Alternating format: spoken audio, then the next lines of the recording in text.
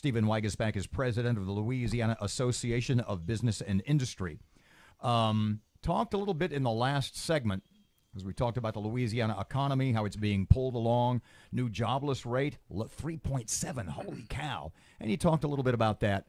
But I want to get back to the governor's race, specifically a lot of people, a lot of smart people, think John Bell is, to use college basketball lexicon, one and done. You see him as a markedly more formidable candidate. Fair? Oh, that race is wide open, I think. Absolutely. I don't think anything is a given in that race. Why is that? Because, like I said, and look, you travel the state. Yeah. You talk to a lot of important people, elected, in business, etc. And I'm sure you see, as do I, that people of our political leaning think, nah, he's a one-term guy. Well, I think it's several factors. First of all, let's go back to that national economy. I mean, it's doing really well. And if it continues on this track, that's a good thing. People are feeling the benefits of that. And so if you don't have kitchen table stress from financially, that's not an agitated electorate a lot of times. So that's one piece. The other piece, in all candor, what I think the governor does really well is his basically message is, look, I want something good to happen, and I want someone to bring me the plan. If they don't, they're being partisan. And that's kind of his message on most issues. And so, he kind of has risen above some of that with his messaging. And, it has flown through the media pretty effectively. And so I think most people who aren't really paying attention, they're just driving carpool, going to work back and forth. They're not really in the weeds of this stuff. They see the national economy growing. They see the stress on their local finances, maybe either holding water or up a little bit. And they see a governor who goes around the state and says, look, I'm open to anything if someone just bring me a plan. That's not a bad message for a voter who's just kind of like casually living their life and not really into politics. You may have heard our segment in the earlier hour talking about what businesses we need to attract. You represent businesses, Louisiana Association of Business and Industry.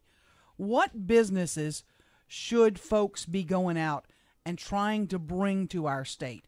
Is it the big manufacturing companies? Is it the small mom and pop shops? Is it somewhere in between?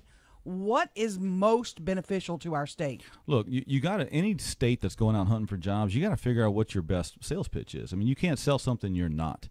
Right now, we've got low natural gas prices. We've got tremendous pipeline infrastructure. We've got a number of high-quality ports. We've got this great river. We've got a great workforce in the sense that for years and decades, they have worked in these industries, so it's an ingrained knowledge. That's all our strengths. And at the same time, because of shale technology and natural gas being so low, there is a manufacturing, specifically those manufacturers that need natural gas, like chemical, is a boom across the world. Those things are being built. All that capital that was held up during the Obama years, it's overflowing right now in those industries. And so Louisiana should be on a very aggressive sales pitch to go get those big spots. If you look at the economic gains we're having in Louisiana right now, it's primarily driven by the Lake Charles industrial boom that's happening and the construction going on there. We can do that on steroids if we really went and targeted that. Instead, the last couple of years, we have beat up on manufacturing. We have raised manufacturing input taxes. We have raised business utility taxes. We have raised machinery equipment taxes. We have gone out and changed the ITEP program. We have made it harder for manufacturers to want to stay and operate here. They're going to come some because we have all the stuff I talked about, but we could be having so much more right now. So if we're going to go out and try to build right now, you go after those big facilities. And the reason why is no one benefits more from that than small business. If you're a caterer, a dry cleaner, a valve company, whatever, you supply the big guys. You don't supply air. You don't service nothing. You service big investment. That's what small business lives on. So every small business person I talk to, they say, give me the big guys. Because when the big guys are here, that's when my business goes up.